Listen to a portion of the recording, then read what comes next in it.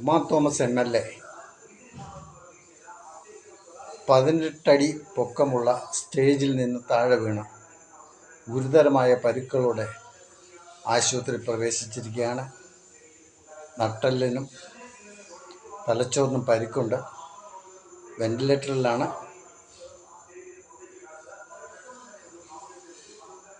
Serious അല്ല എന്നാണ് medical board പറയുന്നത്.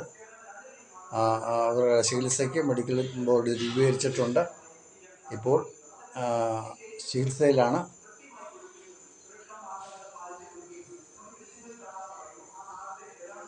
ഇപ്പോൾ അറിയാൻ കഴിയുന്നത്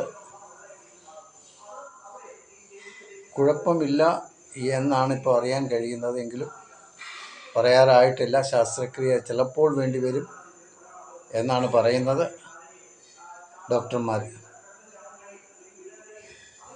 കൂടുതൽ വിവരങ്ങൾ അടുത്ത ന്യൂസിൽ നമുക്ക് കേൾക്കാവുന്നതാണ്.